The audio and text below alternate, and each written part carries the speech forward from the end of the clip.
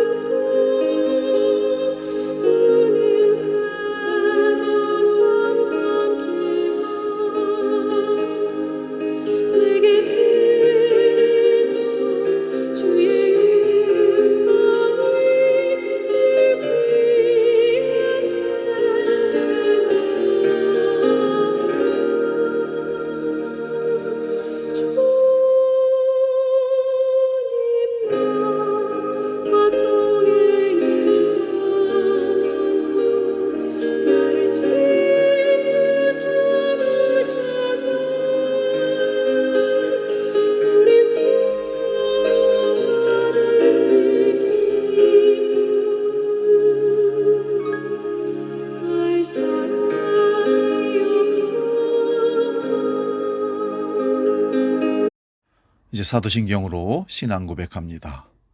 나는 전능하신 아버지 하나님, 천지의 창조주를 믿습니다.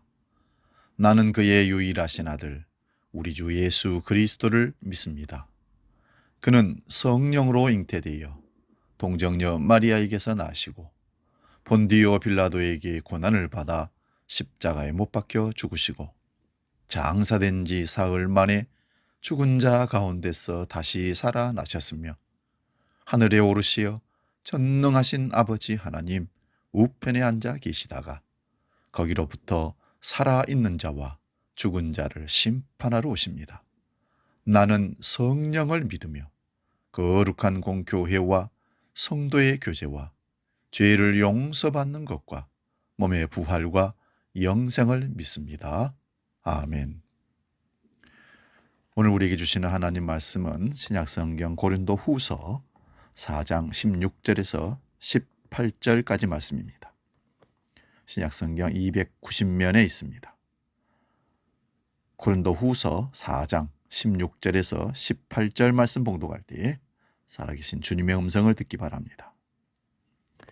봉독합니다. 그러므로 우리가 낙심하지 아니하노니 우리의 겉사람은 낡아지나 우리의 속사람은 날로 새로워지도다. 우리가 잠시 받는 환난에 경한 것이 지극히 크고 영원한 영광에 중한 것을 우리에게 이루게 함이니 우리가 주목하는 것은 보이는 것이 아니요 보이지 않는 것이니 보이는 것은 잠깐이요 보이지 않는 것은 영원함이니라. 아멘. 봉독한 말씀으로 우리가 바라보는 것이라는 제목으로 함께 말씀을 상고합니다. 새해를 맞이할 때마다 가슴 벅찬 기대를 갖고 시작하는데 벌써 한 주간을 보내고 둘째 주를 맞이했습니다. 여러분 잘 살아가고 계십니까? 2021년 제대로 살아가고 계시냐 그런 말씀입니다. 1996년 노벨 문학상을 받은 폴란드 시인 비스와바 쉼바르스카의 시에 두 번은 없다라는 시가 있습니다. 지금 우리에게 주어진 시간이 기적인 것을 일깨워주는 그런 시입니다. 한번 들어보세요. 두 번은 없다. 지금도 그렇고 앞으로도 그럴 것이다. 그러므로 우리는 아무런 연습 없이 태어나서 아무런 훈련 없이 죽어간다. 어린 아기의 눈에는 세상 모든 것이 신비이듯이 지금 우리 앞에 당도한 새로운 시간들은 우리에게 태초에 천지창조했던 그 시간과 같은 마찬가지 의미입니다. 새해 둘째 주에 시간을 보내고 있는 이 월요일 아침에 이 시간은 사실은 한 번도 가보지 않는, 한 번도 경험하지 않는 새 시간입니다. 바울 사도의 삶을 통해서 오늘 우리는 바울의 삶을 이끌었던 영적인 원리를 되짚어 보면서 우리의 길잡이로 한번 삼아 보려고 합니다. 바울에게 있어서 부활하신 주님과의 만남은 어떤 의미일까요? 박해하는 자에서 박해받는 자로의 변화, 그 속에 아마 답이 있을 것 같습니다. 그런 극적인 방향 전환은 다메섹 체험이 그에게 얼마나 압도적이었는지를 말해줍니다. 과거에 살아온 익숙하고 평온했던 삶이 깨지고 더 이상 나 좋을 대로 살 수 없게 되는 체험을 한 겁니다. 이제 바울 자신이 살아가는 내 맘대로의 삶은 끝났고 주님이 성령 안에서 이끄시는 삶으로 바울은 살아가게 될 것입니다. 이제 바울은 박해하는 자에서 박해받는 자로 삶이 전환이 일어납니다. 그리고 그는 하나님의 자비하심을 힘입어 전도자의 직분을 얻었다고 고백을 합니다. 부름을 받은 그 순간부터 그는 부끄러운 일과 간교한 일을 하지 않게 되었습니다. 하나님 말씀을 왜곡하지도 않았고 오히려 진리를 환히 드러내는 그런 삶을 살려고 몸부림을 쳤습니다. 그렇게 살 수 있었던 것은 하나님의 영광을 아는 지식의 빛이 그에게 쑥 들어와서 비춰졌기 때문입니다. 실존의 어두운 밤이 지나가고 그는 빛 앞에 선 사람이 되었습니다. 뜻도 모른 채 맹목적인 열정에 쫓기는 듯 삶을 살지 않고 하나님의 뜻을 따라 정해진 시간을 기쁨을 가지고 확고하게 사로잡고 살아가는 바울이 되었습니다. 여러분, 그리스도와 만나는 순간 모든 것이 달라집니다. 바울은 시련과 박해조차도 자기 속에 있는 기쁨을 빼앗을 수 없다고 단호히 말합니다.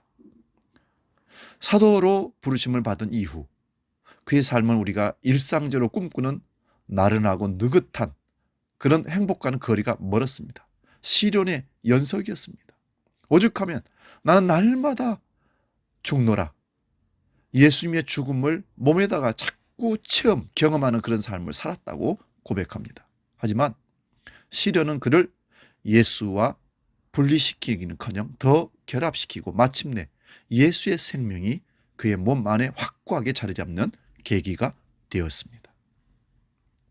자기 속에 깃든 예수 그리스도의 생명을 바울은 질그릇 속에 간직한 보물이라고 말합니다.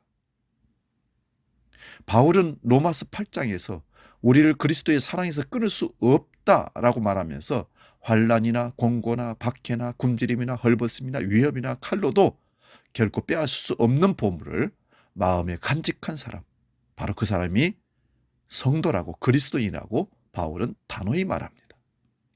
로마서 8장 37절에 그러나 이 모든 일에 우리를 사랑하신 이로 말미암아 우리가 넉넉히 이기느니라 고백합니다. 지금 우리에게 필요한 것이 있다면 이 당당함 그리고 이 확신입니다. 유쾌하고 가볍고 쉬운 삶을 꿈꾸지만 현실은 불쾌하고 무겁고 어려울 겁니다. 설사 그렇다 하더라도 우리는 기뻐할 수 있어야 됩니다. 이게 예수 믿는 삶입니다. 여러분, 예수 그리스도를 믿고 따라가는 삶이 누가 편하고 여유 있고 안락하다고 얘기합니까? 그런 삶은 우리의 기대치입니다. 그러나 예수 믿고 살아가는 삶의 현실은 그렇지가 않습니다. 때로는 불쾌하고 무겁고 쓰러질 정도로 고통스럽습니다. 그래서 십자가의 길이고 그 길은 가시밭길이고 좁은 길인 겁니다. 하나님 편에 서서 하나님의 꿈을 꾸는 자로 살고 있다는 지각 속에 날마다 우리 삶을 내어 맡기며 사는 것이 신앙 생활입니다. 이 기쁨을, 진정한 이 기쁨을 빼앗기지 않는 정말 하나님이 필요한 사람으로 살 수 있기를 바랍니다. 바울은 시련 속에서도 기뻐하고 감사하고 찬양하며 살았습니다. 이것을 불굴의 삶이라고 얘기합니다. 불굴의 삶 혹은 믿음이란 어떠한 경우에도 인생의 경주를 포기하지 않는 삶입니다. 표대이신 그리스도 예수를 바라보고 한 걸음 한 걸음 나아가노라면 수없이 많은 난관에 봉착하기 마련입니다. 산이 가로막힐 때도 있고 거센 물살이 우리를 방해할 수도 있고 악한 사람들이 우리를 해치려고 하기도 합니다. 어려움을 자꾸 겪다 보면 우리는 의기소침해지기도 합니다. 그래서 많은 사람들이 목표를 수정하고 싶은 유혹에 시달리기도 합니다. 산을 오르다가 힘들다고 그냥 계곡에 발을 담그고 노는 격입니다. 등산은 그래도 됩니다. 그러나 신앙생활은 그러면 안 됩니다. 세상과 타협을 할 때마다 우리가 스스로 하는 말이 있습니다. 그래서 나는 최선을 다했어. 이만하면 나로서는 할 만큼 한 거야. 슬픈 자기 위안입니다. 신앙생활에는 이것을 용납할 수 없습니다.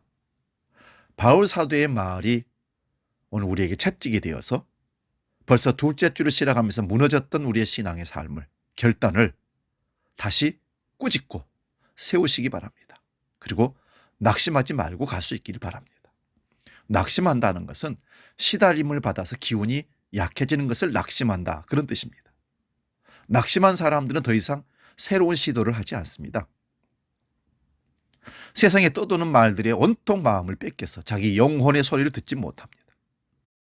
낙심한 사람들은 자기가 겪고 있는 일이 가장 무겁고 힘겹다고 지레짐작합니다. 자기의 무능을 탓하기도 하지만 누군가를 원망하기도 합니다. 바울 사도가 낙심하지 않을 수 있는 까닭은 남들이 알지 못하는 새로운 힘이 늘 하늘로부터 공급되고 있기 때문입니다. 이것이 비밀을 가진 자의 삶입니다. 고린도후서 4장 14절에 주 예수를 다시 살리신 이가 예수와 함께 우리도 다시 살리사 너희와 함께 그 앞에 서게 하실 줄을 아노라. 하나님께서 불어넣으시는 숨이 그를 일으켜 세우고 다시 힘을 줘서 달려가게 했다는 것입니다. 우리 역시 그러한 은총의 신비 안에 있습니다. 하나님의 창조는 여러분 지금도 지속되고 있는 것입니다. 낡은 것들은 무너지고 새로운 질서가 항상 태어납니다. 하나님의 숨을 쉬는 사람들은 흘러가는 세월을 원망하지 않습니다. 그리고 고린도후서 4장 16절에 우리의 겉사람은 낡아지나 우리의 속사람은 날로 새로워지도다. 세월과 더불어 육체적 활력은 줄어들고 열정 또한 예전만 못할 수도 있습니다. 유한한 생명이 어쩔 수 없는 한계입니다. 그러나 세월이 지난다 하여 영혼까지 늙어버리면 안 됩니다. 속사람이 날마다 새로워지는 것이 하나님 나라에 속한 사람들의 모습이 아닐까요? 외적 성장은 멈추지만 내 속사람은 성숙해 질 수 있는 여유가 얼마든지 있지 않습니까? 나이가 들면서 냉소적이고 거칠고 이기적인 옛모습과 결별하고 따뜻하고 친절하고 겸손하게 변해가는 사람들이 우리 주위엔 참 많습니다. 그들은 영혼의 소리에 늘 귀를 기울이는 사람들입니다. 반면 나이가 들어도 여전히 땡감처럼 그렇게 사는 사람들도 있습니다. 그들은 좀처럼 단맛을 품지 못합니다. 날이 갈수록 고집스러워지고 자기중심적이고 사소한 일에 화를 냅니다. 아름답게 나이가 들어가는 징표는 너그러움 혹은 여백이 많아지는 것입니다. 그럴 수 있지 하고 넉넉히 넘길 수 있는 여유로운 마음. 여백이 많은 사람은 일종의 안식일과 같아서 그를 만나고 나면 숨이 제대로 쉬어집니다. 겉사람을 꾸미는 장식들은 늘어나지만 속사람의 성장이 멈춰버린 사람들을 보는 것은 참 고통스럽습니다. 우리들 속에 있는 하나님의 형상이 깨어나야 하는 것은 바로 그것 때문입니다. 바울 사도는 믿음으로 사는 사람들의 삶을 이렇게 요약합니다. 고린도후서 4장 18절입니다. 우리가 주목하는 것은 보이는 것이 아니요 보이지 않는 것이니 보이는 것은 잠깐이요 보이지 않는 것은 영원함이라. 바라보는 것이 곧 우리의 삶의 내용이 됩니다. 우리는 지금 무엇을 바라보고 살고 있습니까? 유튜브, 신문, 카톡, 페이스북, 광고, 유명인에 대한 가십거리, 스포츠 스타들의 성적과 연봉에 정신을 온통 팔고 있는 것은 아닙니까? 우리는 유심히 바라보는 대상들로부터 알게 모르게 영향을 참 많이 받습니다. 새로운 정보가 생산되고 유통되고 소비되기까지 걸리는 시간이 점점 짧아지고 있습니다. 그런데 그것을 마음에 간직하고 그것을 날마다 따라가려고 하니 얼마나 정신이 사납고 갈등하겠습니까? 물론 세상 현실을 외면하고 살 수는 없습니다. 좋든 싫든 우리는 속하여 이 세상에 더불어 살아갈 수밖에 없고 어느 정도 영향을 받고 살 수밖에 없습니다.